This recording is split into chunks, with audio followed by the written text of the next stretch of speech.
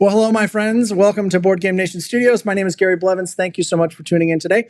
We are here today to talk about the all-new Axis&Allies Commanders. It is an accessory for any version of Axis&Allies. That's right. You can use these with any version of Axis&Allies, Global, all the way down to 41, Guadalcanal, Battle of the Bulge, D-Day, Stalingrad, Revised, Classic, whatever you want. You can use it with any one of those games, so long as it's one of the history games. It won't work with like Battle for the Deep and G.I. Joe. Like, that's not going to work. Get your bingo cards ready. If you have been guessing what Axis&Allies Commanders was going to be, here's your chance to shine.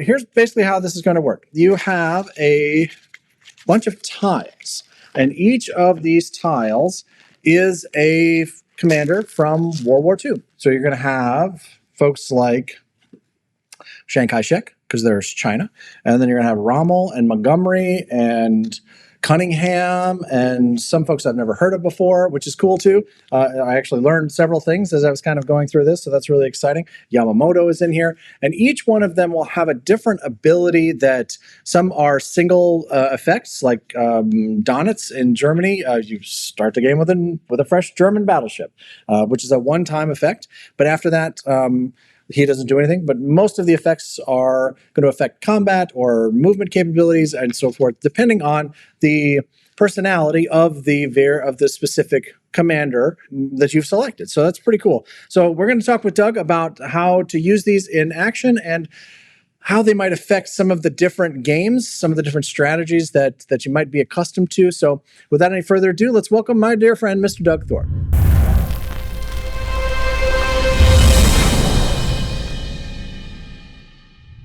Well, hi, Doug. Thanks for taking the time and joining us to talk about Axis&Allies Commanders. It's good to be here as always, Gary. I'm excited. Yes, and of course, Doug is here, so he gets the Glockenspiel.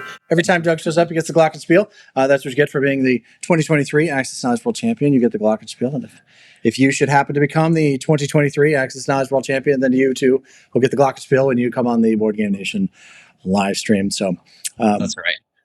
Yes, very special award, I think. Anyway, so we're excited about Axis&Allies Commanders. As we mentioned in the intro there, it is an accessory that is going to be fun with every version of Axis&Allies. I like that the rulebook has a bunch of different specifics regarding how the different abilities are used in the different games. Battle of the Bulge, D-Day, Stalingrad, North Africa, and so on.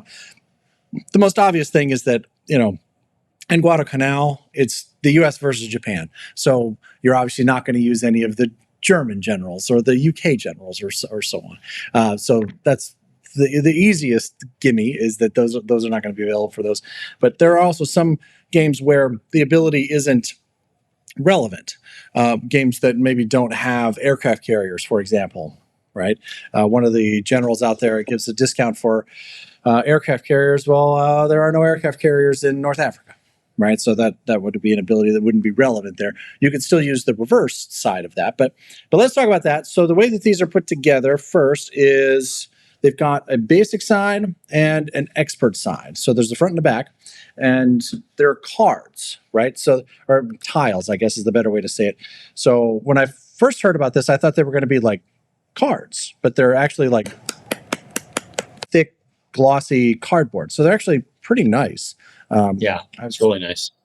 Yeah, these should hold up. Like, I was a little nervous about thinking like Catan cards, right? Like that they get worn after a while.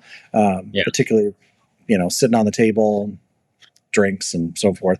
But I think these are going to hold up quite nicely. So we're thrilled to have these on hand, by the way. Thank you to Dan Bojanowski over at Renegade for sending these over to us. This is the pack-out copy, the very first copy outside of the factory, so we're pleased to have that. So now I've sent Doug the PDF versions of this so that he's had a chance to kind of look over them before our conversation today. And you get Dan to send me the second pack-out copy. I'll talk to him. Now, here's the good news. We are going to have these at Battlefront Dayton in about a month, and Battlefront Dayton is November 7th, 8th, and 9th. We will have these available, but the rulebook is very clear. It says that these are not for tournament play. I will tell you that one of my favorite things about Axis and Allies is that people get to do whatever they want with the game. And there's a billion house rules out there, and I'm gonna play. I'm running a tournament in November, so I'm going to use these in that tournament. But here's how: our tournament's gonna be Swiss paired. Okay, so the benefit of Swiss pairing is that no one ever gets eliminated, right? So you're not there on Friday, you lose your first game, and now you're done for the rest of the weekend. What are you supposed to do with yourself? But the downside is that you get to, you say you had a bad day on Friday, you lost your game, you lost again on Saturday, you ran up against a really good team. And now you're going into Sunday and you're 0-2, and you're not going to take home one of the big trophies, or you might still win one of the raffle pieces. But so what we're going to do is, for those games that are 0-2 going into the final, we're going to give the players at the table the option to include the commander cards in their game if they all agree. Right, like not everybody's going to be interested in that, but we're going to create it. We're going to offer it as an option if people want to take Rommel for a spin, or Nimitz or Yamamoto or whatever. Right, I think that'll be fun. And it'll, instead of going into that last game like now there's there's something that's kind of a charge bar, a little incentive. Yeah, and then we'll also have a number of casual games that will be scheduled over the course of the weekend. That if people want to use these, we'll make sure that that's available. The key, though, is that these must come back to Gary.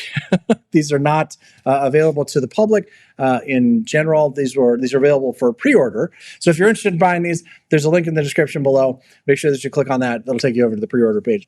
So all of that to say that these cards are very cool. And let's talk about some of the abilities that your generals will have here. First, a couple of the generals. Let's start with the Germans. Of course, as I mentioned, Erwin Rommel. Did you know Rommel's first name was Erwin? I did not. Yeah. Did you know that? I didn't know that.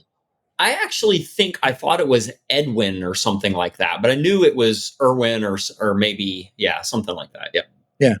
So again, there's a basic side, and then there's an expert side. Some of the expert abilities are really pretty powerful. Expert to overcome it. Yeah, pretty much. Okay, so Rommel, after capturing, this is a big one right off the bat here. After capturing your first territory during each of your turns, choose one non-infantry land unit that the defender lost in that battle, and place a free German unit of that type in the territory. So Rommel, a German, attacks in the first territory during each of your turns. So it only happens once. It's not in every battle. This is just the first fight, which is cool because the attacker gets to choose which one you want to attack in, right? Yeah. So if you destroy a bomber, you can place a bomber on the map. Like, you better not leave your fighters on the front line if you're the Allies, is the first thing I'm thinking, because Germany attacks in, then they have a fighter to defend. Right. So yeah, place a free German unit of that type in that territory. So yeah, you're right. A fighter would be the thing to, if you could get it, would be the thing to do. Now, important here is not, when it says territory, that's land territory. So this would not work at sea. So this is a land function. So the Desert Fox's expert ability is a little tricky. And let me just read it to you. After each successful attack, any or all of your surviving units in that battle that have the Blitz unit characteristic may immediately use any remaining movement to move and to possibly attack again. That is crazy powerful for the Germans. That's a big deal. Yes. So you basically get to attack twice. So this is going to create a new combat move and conduct combat phase for those specific units that still have movement, which is going to be your tanks or your mechanized infantry, right? Like those are your units with blitzing. Ouch. Yeah, that's a big one. Yeah, for global with the mechs going in, but really any version, it takes away Anniversary. Anniversary, 42-second classic. It takes away the strength of blockers.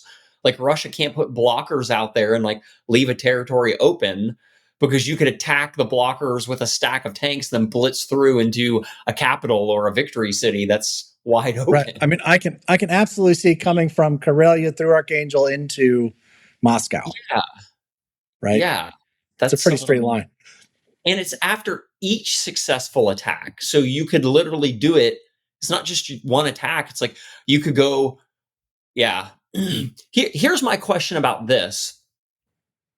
It says that they can use remaining movement to move and possibly attack again. Could they then fan out and attack different territories? Presumably. Like, that's really strong. Well, they'd only have one move left. Yeah, but if you went into Archangel, in some versions, Archangel touches 2 or 3 different other territories, you could take them all.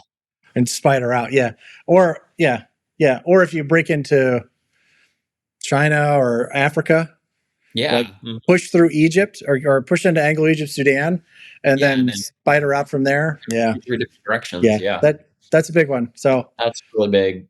Yeah. So this is a good time to talk about, like, how do you figure out who's using which ones in this game? So the rulebook indicates that's what they say here. Experienced players can use commanders as bidding material when both players want to play the same side. Example, I'd like to play the Allies, and I'll let you choose my commander. Okay. I'd like to play the Axis, and I won't use a German commander. All other powers on both sides will use commanders. Okay. I know we said no commanders, but I'll let the Italians use one if I can play the Allies. Okay. Right. So instead of it being like an IPC bid, it's a, commander bid. Yeah. Right. So we can say, I'll use all the basics and you can use the experts if I can play the Axis. Mm-hmm. Right. Or something like that. Like, you can go back and forth in that fashion to determine the sides. Mm-hmm. Yeah. So that's kind of interesting. Without having that much exposure to this, what sounds fun to me is you just randomly pick a commander for every power or each side, and then those are revealed, whether it's basic or expert, and then you bid.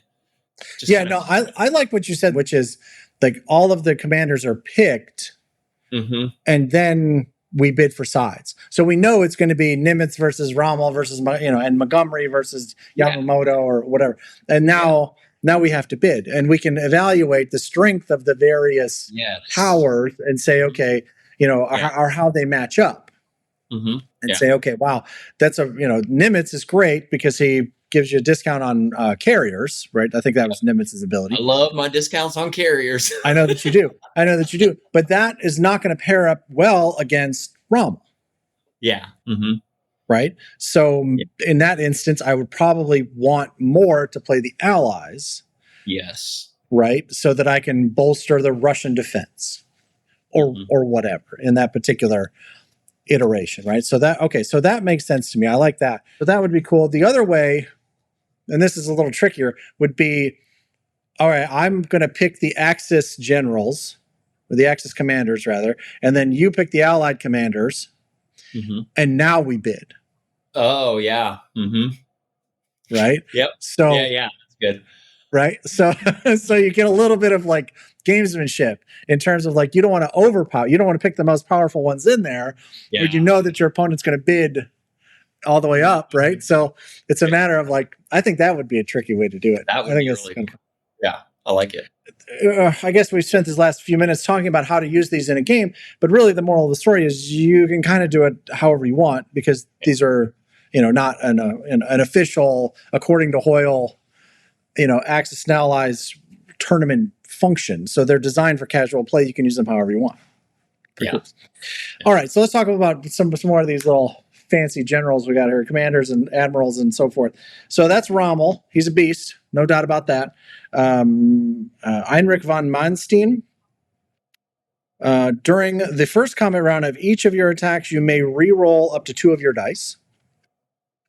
That's a good one. That feels good. He's got an expert ability, which is kind of in the same vein. Karl Donitz. This is a big one here. His basic ability, during the purchase units phase of each of your turns, if you own fewer than 3 submarines, if you own fewer than 3 submarines, you may purchase one at half the IPC cost rounded up. So you can buy a sub for 3. I think in just about every game there's 6. So you can buy a sub for 3 if you don't have 3 or more, right? So that's cool. Yeah, there were 7 in Classic, but yeah. Are they 7 in Classic? Yeah. But his expert ability is kind of a big deal.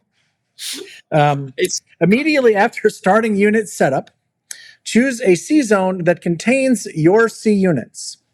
Place 1 free battleship in that C zone. It's kind of a bit of 20.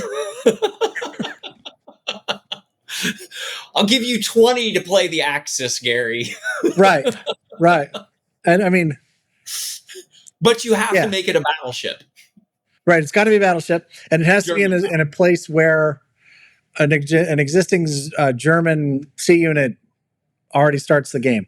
So when I think about different versions of this game, I think about Anniversary. Of course, in that one, it would start in C Zone 5, almost certainly. You probably follow that up with a carrier purchase and maybe a couple of transports. And London is looking juicy, pretty quick. There's a ton of pressure on London right away. Yeah. That's 42nd edition. I think I love the idea of putting that battleship out there in the middle of the Atlantic with that sub that's sitting there, which makes the attack on the U.S. destroyer and 2 transports an absolute lock. Now, you're probably losing that battleship to the American air power in that turn, but okay, you've set the Americans back 3 turns before they can get to the... It was a free battleship. And maybe you take a fighter out with it, right? Like, it gets to defend, right? Or so 2, So that's a powerful one. Now, I will say the downside for this one, though, is that it is a single use ability. So say something stupid happens and you lose that battle in C Zone 10, and the battleship is lost. Now, like, your commander is now sitting at the bar, right? They're not going to be helpful to you in any way, versus some of these other ones that have like ongoing, recurring, persistent abilities. So that's the trade-off for this one. But man, that gives you a huge lead. I like that one. I could have some fun with that one. Walther Modal. During your non-combat phase, your infantry gain 1 additional point of movement range.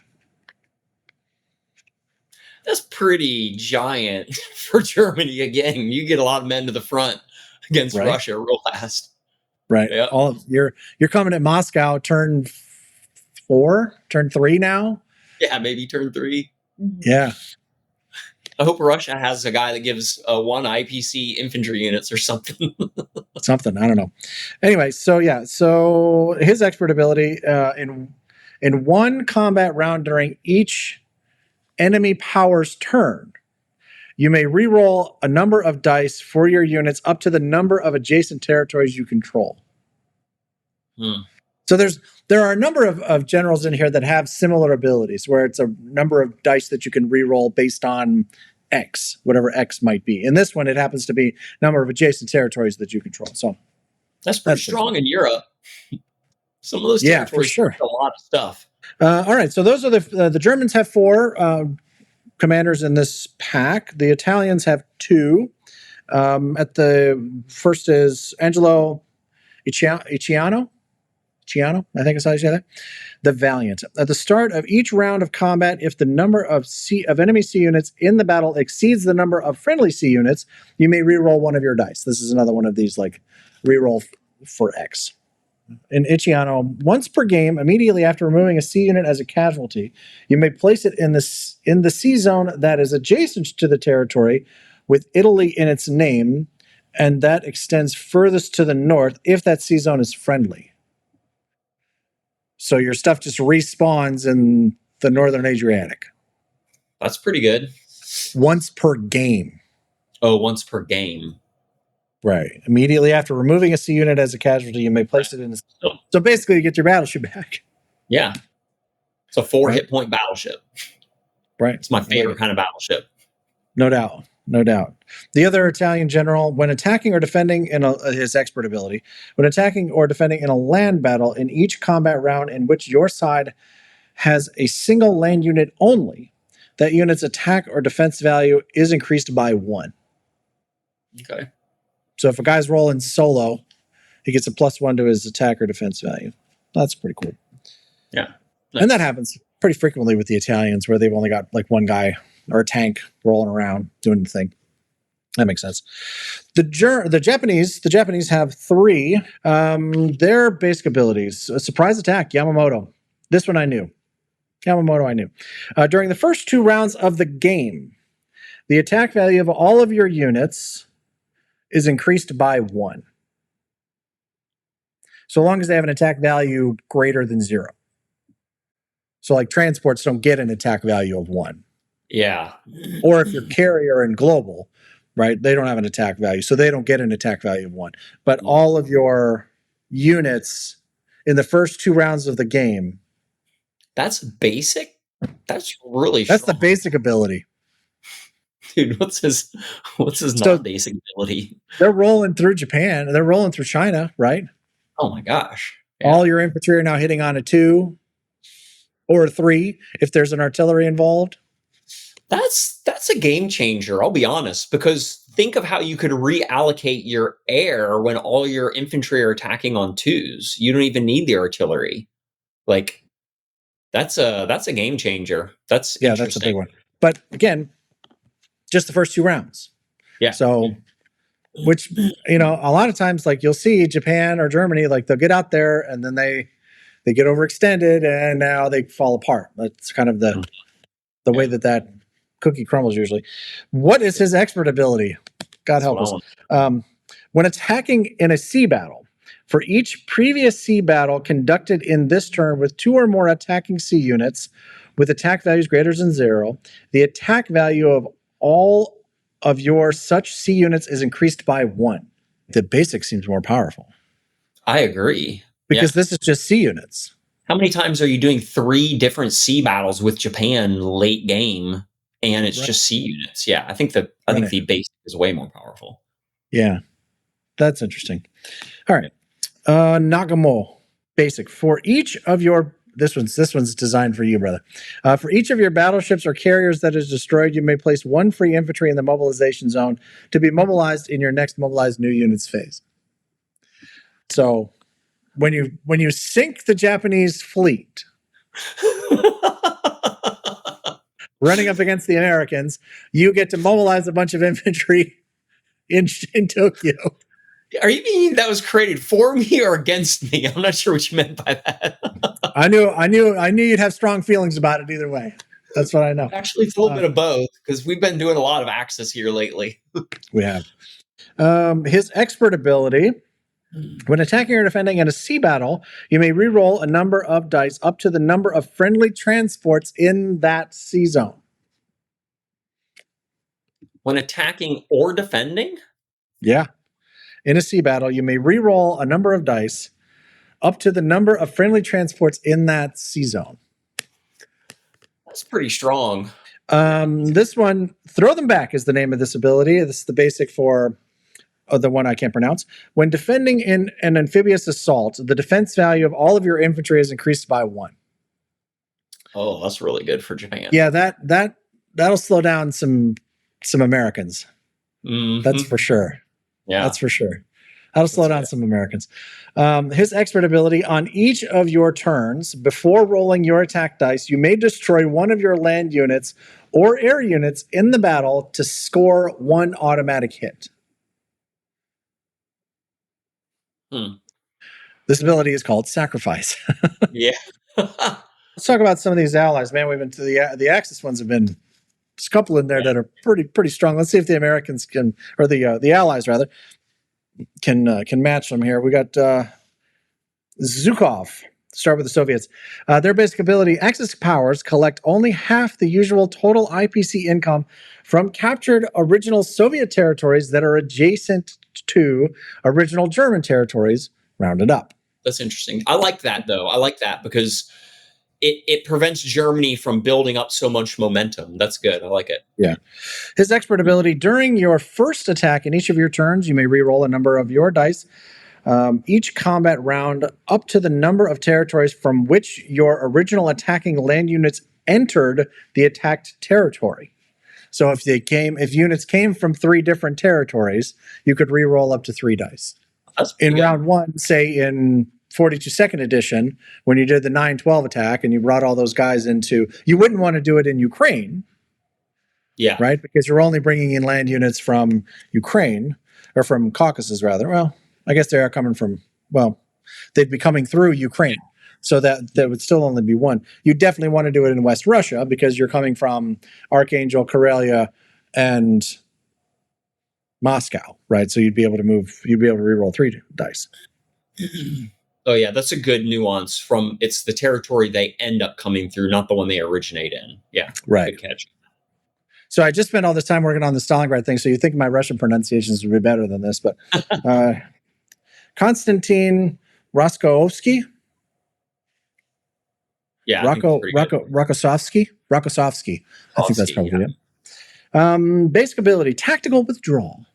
When defending in a land territory, immediately before the conclude combat step of each combat round, if the combat doesn't end, you may move 1 of your infantry in the battle to an adjacent friendly territory that was not combat moved into this turn. Okay. So you can have a guy jump out of the battle. One guy. Okay. Maybe that one guy is the guy who's running away from the tanks that Rommel is about to roll through. Yeah. Deep strike is his expert ability. In each of your turns, if you win the first land battle you conduct, the surviving units may immediately combat move into an adjacent territory that has not been previously combat moved into this turn and conduct a battle that may only last 1 round.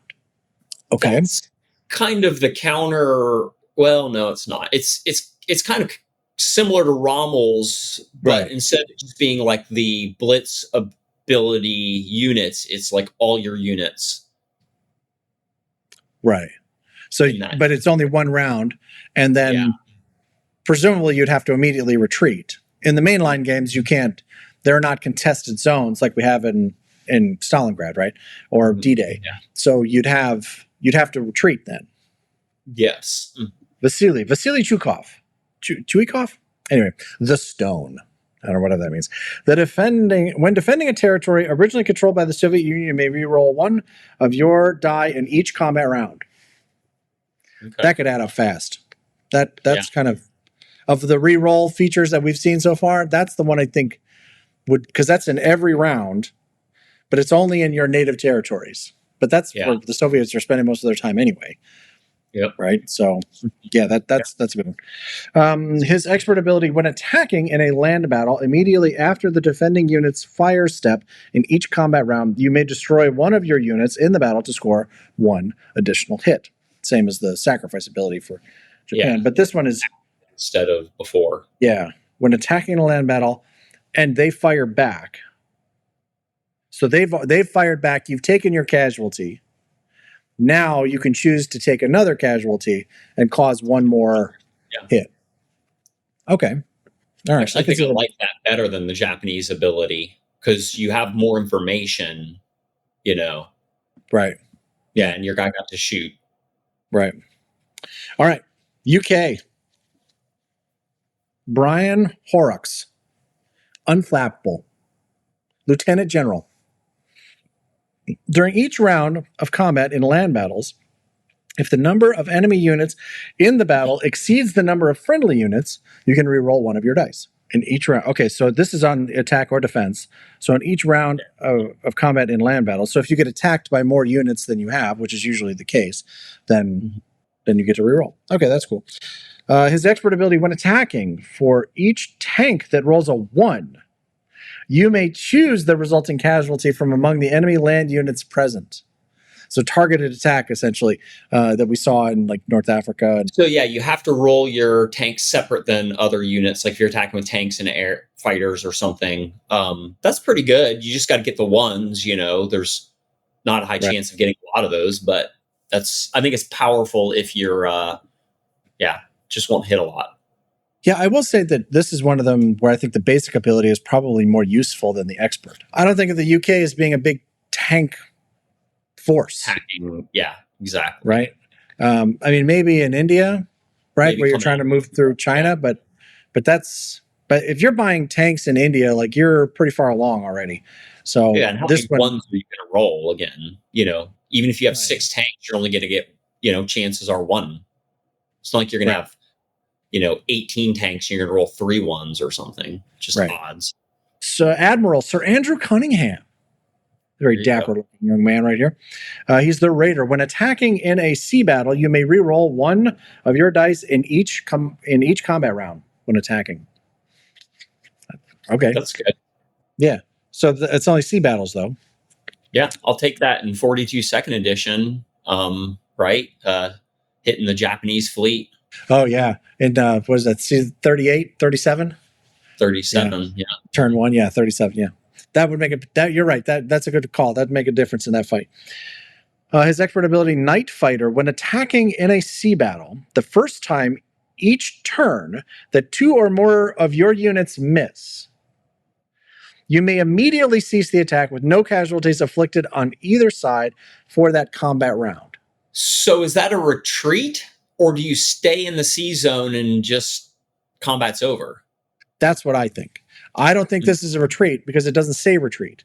It says that combat ends, and combat, you can have contested zones in sea zones in the mainline games. So you can, or in any of the games really, now that I'm thinking about it. So because you can build sea units into, an enemy occupied zone. So the same rules would apply for that instance, right? So they can either stay and fight, they can move away, but it's a hostile zone, so they can't land or they can't load transports in that space. So you could, this could be tricky, but it's got to be the first time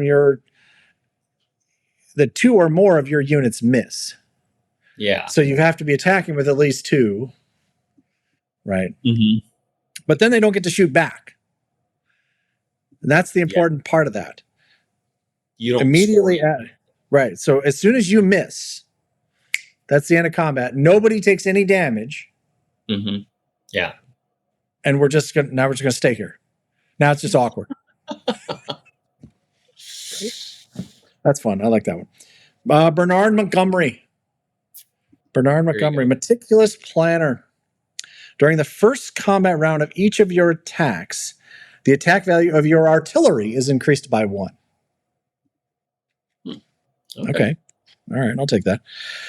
Yeah. Strategic Mind, his expert ability when attacking the first time each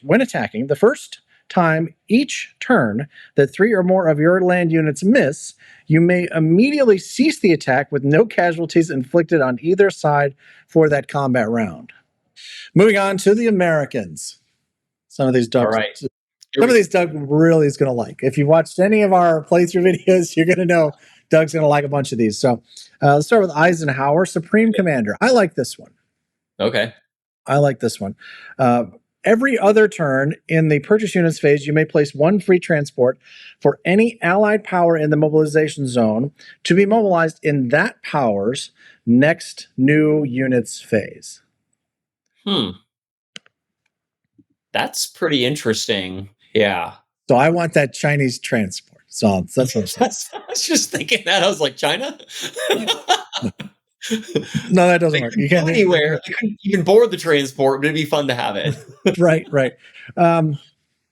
Yeah, I mean, I think it would be interesting to be able to obviously speed up the UK in terms of being able to put an extra transport out there for them. You can do it for the Americans. Yeah. And it says any allied power. That could be really good because they don't have much of an economy. Right. Yeah, you absolutely you can give Anzac the extra transport, which might get them over to Java a little bit faster, or Borneo. Yeah. Certainly make that a more interesting fight, right? If they can get it, because I think they start with a transport over there. So I think that they can get there now. If they can get there with 4 guys instead of 2 guys, that certainly makes that more gettable. Yeah. So I think that's probably where this would have the most impact. Would probably be Anzac and Global. I was thinking it might be interesting if the fleet survives an anniversary Mm-hmm. in the Indian Ocean. That dropping a second UK transport in that theater could have some pretty substantial impacts. Like all of a sudden they're landing in Manila, right? Mm-hmm. Like, what? So I think that might be interesting. Anyway, yeah, his expert ability. Okay. At the end of each of your turns, choose 2 adjacent territories that contain your units. You may redistribute your units within these territories. Okay, that's pretty interesting. Is it said territories? Territories. So this would have to be land units. Land units. In 42nd and in Classic, where China, well, I'm sure in Classic the Chinese get wiped out, but with the 4 Chinese territories, you could maybe kind of pull those guys back faster. So you could use these guys to very quickly get out to Kazakh, right? Mm-hmm. Yeah. And get out of the way of like Japanese units coming in, or get back to Moscow pretty quickly. Or in Anniversary, if you had 1 guy in East Canada and 10 guys in Eastern United States, you could redistribute 10 units to East Canada, right? Mm-hmm. At the end of each of your turns. So you've just mobilized. Yeah. So now I can move, as long as I've got a guy in East Canada, I can move all 10 guys to East Canada, which is going to put them in range of the transports faster. Yeah. Yeah, right? that's very interesting. Yeah. Mm-hmm. So that could get fast. Organizational Master. I guess that's where you get that title. I like it. Douglas MacArthur. A nod, tip of the hat here to our friend John Bosch, who likes to dress up as MacArthur with his big corncob pipe at Gen Con. You'll see him. That's fine. All right. General Douglas MacArthur is determined, is his ability. Starting in the 2nd round of combat when defending, if all defending units consist of only infantry, the defense value of your infantry is increased by 1. So when you're defending in the 2nd round of combat, starting in the 2nd round of combat, and then however long the battle lasts, if all defending units consist of only infantry, all that's there is guys, they defend at a 3. So does it only apply to the American troops? So if you have combined troops, like let's say there's American and British infantry, does it only apply to the American infantry or the British infantry also? That's an excellent call, because it does say all defending units. Yeah. If all defending units consist of only infantry, the defense value of your infantry is increased by 1. Okay, so it's the American units only. Yeah. This would be useful in like the defense of Honolulu. Yeah, it'd be defending an island or something like that. Yeah. Right. China, maybe. 42nd. Yeah. Mm-hmm. Right. Yep. Yeah. This might be more useful in, where this would be useful is in Guadalcanal. Oh, yeah. Mm-hmm. Right. So you can have an island that's it's only defended by American infantry, which is a thing in that game for sure. And that's where this would be particularly useful. Yeah, it's tricky because you got to know kind of a bunch of the different versions. Yeah. So MacArthur's expert ability, I shall return. That's fun. In amphibious assaults, before the 2nd round of combat, you may repeat step 2, battleship and cruiser bombardment, with the same units that bombarded initially. So your guys get to fire twice. Okay. Cruiser battleships get to fire twice. Yeah. Okay, cool. I think it's a great idea. The problem is it's not like you have that many battleships and cruisers as America. Like usually you have 1 of each. Right. You know. But if you had this ability, wouldn't you lean into that? I don't know, maybe. If I had to pick a general, this might not be the one that I went after right away. Nimitz. This is your boy right here. This is your boy. Carrier focused. Chester W. Nimitz, Admiral. Carrier focused. The IPC cost, this is his basic ability. The IPC cost of your aircraft carriers is decreased by 2. I like it. Yes, I will take it. Every time. Yes. Sign me up.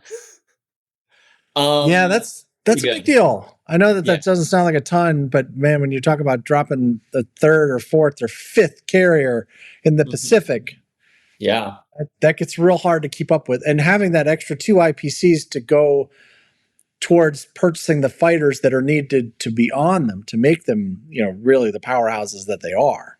That makes a big difference. That's a big deal. Yeah, it's really good. What is his expert ability? Island hopping. Okay. I like the sound of it.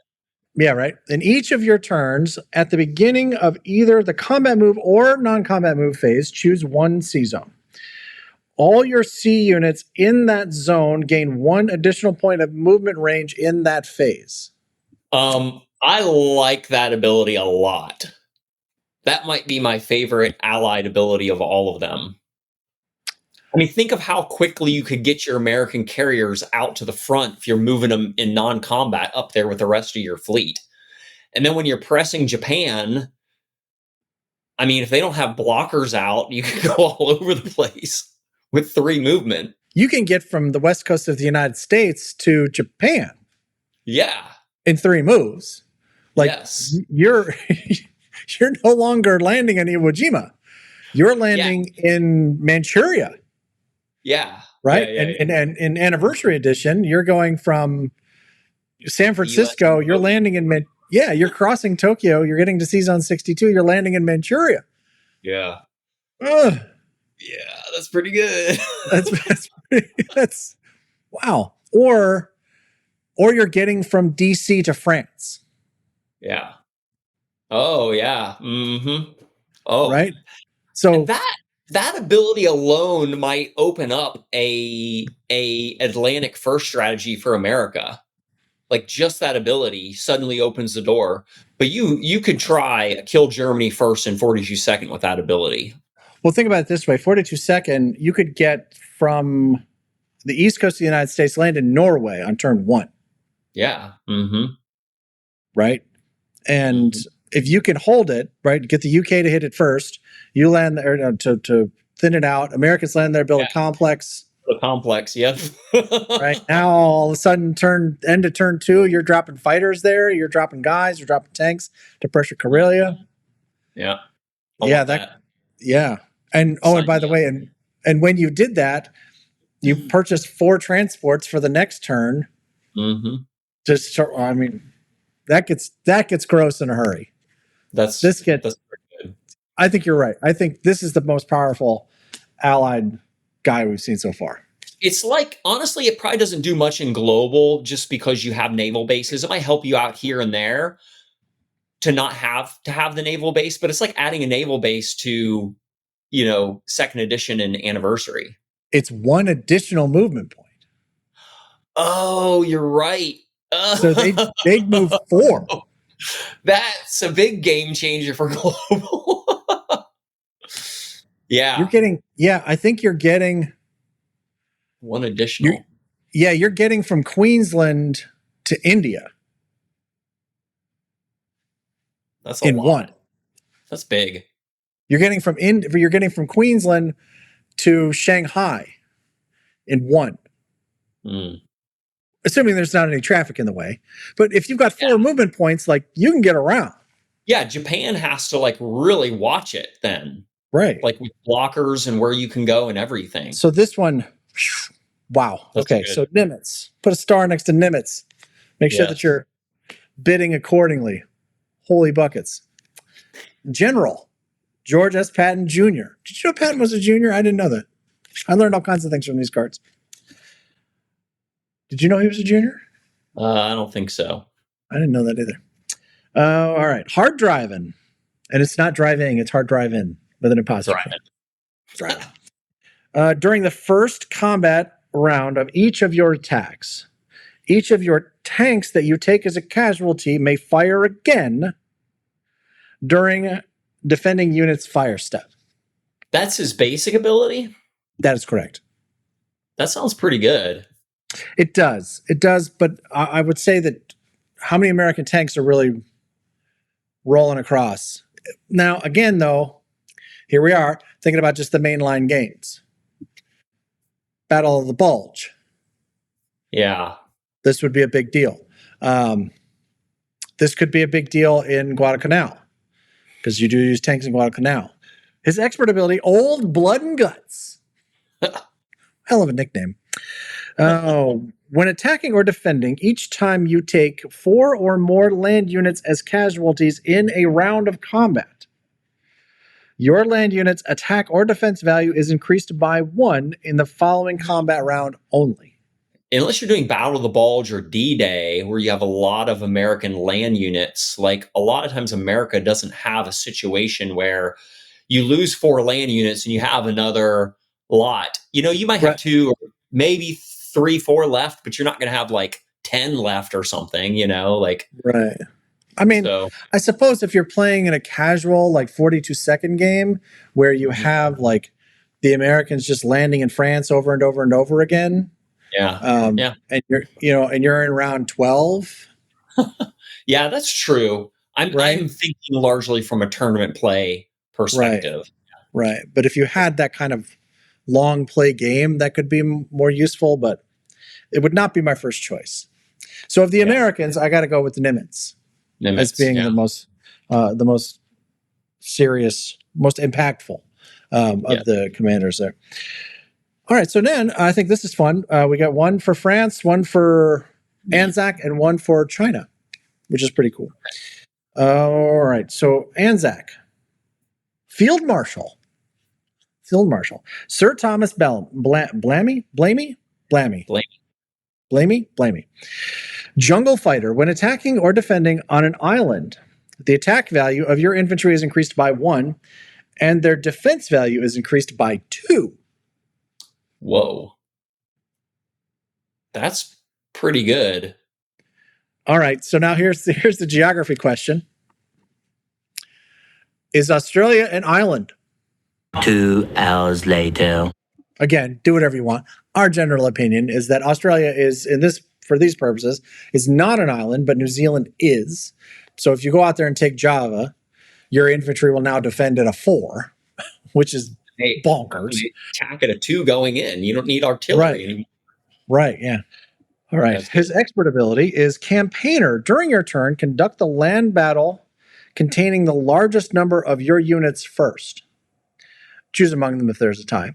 In all subsequent land battles in that turn, the attack values of all of your land units and air units are increased by 1. That sounds powerful, but it doesn't sound like you're going to be conducting that many land battles. Because, I mean, I assume amphibious assault isn't considered a land battle, like your guys land, in the way that they're terming it here. But, like, it's not like Australia's doing 4 amphibious assaults around. Maybe they're doing 2 occasionally, but usually they're probably only doing 1. So, again, this is another one of those instances where I feel like the basic ability is more powerful than the expert ability. Yeah. All right, General Alphonse Gouin. It's French. Liberators. When attacking in a territory that was originally French, the attack value of your infantry is increased by 1. This is his expert ability. Friendly ports. You may conduct amphibious assaults against territories that were originally French as if you had transports for all your land units, but only across a single sea zone. Essentially, the guys that start in the UK can make an amphibious assault is immediately across the English Channel as if there were transports for everybody that was going to move across. Chiang Kai-shek, China. They have their own Generalissimo. Why is it a Generalissimo? Isn't that an Italian term? Or am I just crazy? I think it's an Italian term. All right, his basic ability. When defending in a territory that was originally Chinese, you may re-roll a number of dice each round up to the IPC value of that territory. Okay, most of the time that's going to be 1. I believe there's, if you're in Manchuria or if you're in Jiangsu or Guangdong, like those are where 2 or 3, depending. Version, Right, depending on the version. So yeah, if you're, and his expert ability, prolonged resistance.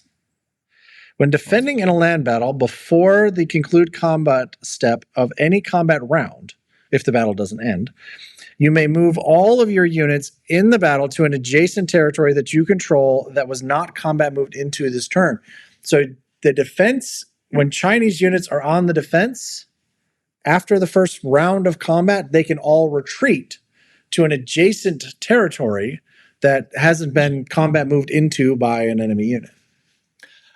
I actually think that is good and maybe one of the better allied abilities. Like, that would make them very hard to kill. Yeah, to make, like, China's already sometimes hard to kill, but how pesky could they be if they just, oh, you're going to attack my fighter, retreat. You know, you're going to attack my stack of guys with overwhelming force, retreat. Like, this saves the Yunnan fighter. Yeah. And unless Japan is, and I'm thinking of Anniversary Edition here, if the Japanese are able to get 3 hits in that first round, then they take out everything that's there. But if they don't, then that fighter gets to move away. I feel like you just spoke some dream that I've never seen happen to us while we were the Axis. I'm telling you. How many times did we lose that battle? More often than we should have. That's all right. So that does actually counter the Japanese one where the infantry attack at a 2 a little bit, because they could get you and not be able to retreat. But overall, I would say pretty strongly these abilities favor the Axis. I think there's a couple of very good allied ones, but like I didn't think any of the Russian ones were amazing, and really not even any of the UK ones. Like, they were okay. But I think America has a very strong one. It seems like Anzac, China, Japan, Germany, all have very strong ones. Honestly, I don't remember if Italy had a pretty strong one, but Italy had the one where you could respawn the battleship. Yeah, that's pretty good. Which is good. Yeah. So, yeah, I mean, I think there's some powerful ones in there. Yeah. The Nimitz one was a big deal for the Americans. But you're right. I didn't think any of the Soviet ones really jumped out at me as like, yeah. There's the one where you get to move again, right? Like you get to take the full stack and you get to make your one attack, but it's only one round. It's the a la North Africa, right? Where it's just one round or no, not North Africa, it's Stalingrad, where it's one round of combat. I think the only problem with that ability is like, it's only one round. So if you got to get something, you have one shot. Well, but if you're trying to take out a blocker, right? So you take out the blocker and there's nothing behind it. Mm-hmm. Say Caucasus versus West Russia. You drop one guy in West Russia and you evacuate Caucasus because you're trying to defend Moscow or whatever. You take out the guy in West Russia, and then now that whole stack comes forward and lands in Caucasus. Or in that instance, it would probably be the other way around, where you'd go into Karelia, most likely. But anyway, so I think that's pretty cool. And not to be left out, 1914. We got a couple of generals or commanders here for 1914, but only one for each power. There's central powers and then the allied powers. And so they both have a basic and an expert ability. And the allied supreme commander, Ferdinand Foch, F-O-C-H, Foch. Sounds right. Sounds right. I'm going to stop there because it's a family show. We're going to call it Foch. Yep. The Victor of the Marne is the ability that when defending, you may reroll 1 die. Simple. I like it. His expert ability is I am attacking. Okay, great. Cool. When allied units move into a hostile territory, one of your attacking artillery units may make a preemptive strike, as in an amphibious assault, but then may not fire again that turn. All right, for all the central powers, again, just one commander for each side. Here, Field Marshal Paul von Hindenburg. He's really blowing the place up. Defend the homeland is his ability. Thank you. During the turn that the Central Powers units move into a hostile territory originally controlled by Central Powers, all of those infantry and tanks are considered to have artillery support. Yeah. And his expert ability, strategic reserves. During the turn that Central Powers units move into a territory that was originally contested at the beginning of the turn, all of those moved infantry and tanks are considered to have artillery support. I don't know. General thoughts, like how would you use these? When would you use these? Yeah, I think it would be fun to just spice a game up with them. I think some of those abilities would actually change the strategies in games, which I think is cool. I think something that does that is pretty neat. Again, I go back to like I'm a little worried about some of the balance of them. If you like got sides were set up and then you randomly drew one, I feel like if the Axis got 2 or 3 really good ones and the Allies got ones that didn't help, it could imbalance things. So I think you'd have to kind of know what you're headed into before any sort of bid or make them integral to the bid process. Like you can have, whoever it was, Rommel and Yamamoto, but I'm going to get but I'm going to get like 10 to play the Allies or something like that, because my guys aren't as good, or I get Nimitz or something like, I think you'd have to think through how those things would balance, but I think it's kind of cool. It opens up some new opportunities to explore the game with some different powers and stuff. So I like it. I think it'd be fun to like pull out Revised and play with that, or even like if you're looking for a short game, like pull out 1941. Yeah. And see what happens with a couple of these commanders overlaid on it. Like, but you're absolutely right. It certainly would change, depending on which commanders you got, would change the openings, it would change the mid game. I mean, it might change your entire strategy, which is fun, which is kind of what I think this is for. And I mean, it's going to retail for $20. And I mean, maybe some change here or there, but it's going to retail for $20. And, it's got really great art, and I think that it's pretty cool. So, yeah, follow the link in the description and get your copy today. I think it's or order your copy today. I just got these the other day, so I haven't had an opportunity to break them out and actually play any of the games with them yet, but I'm hoping to. And like I said, we're going to use them at Battlefront Dayton for the 0-2 matches on Sunday, and they'll be available for the casual games for if people want to give them a try. So I think it's going to be pretty cool. If I go 0-2 at Battlefront Dayton, I definitely want to use them. It'd be fun. Mix it up. Exactly. I think it is going to be good. So, well, awesome. So that is Axis and Allies Commanders. I know there's been a lot of guesses out there about what this product was going to be. Were you right? If you were, let us know in the comments below, and we will give you not a glockenspiel, but we'll get you a round of applause. If you guessed successfully what this was going to be. All right, Doug. Hey, man, I appreciate you taking the time to talk with us today and go over your thoughts on Axis and Allies Commanders. We are looking forward to seeing it in action at Battlefront Dayton, and we will see you there. Thanks a lot, Gary. Bye. Bye. All right, my friends, that is Axis and Allies Commanders. We're super excited to get this on the table. If you're interested in getting your copy of this, which I know that you are, you can follow the link in the description to get your copy pre-ordered today. Again, my name is Gary Blevins. This is Board Game Nation. Thank you so much for watching. We'll see you next time.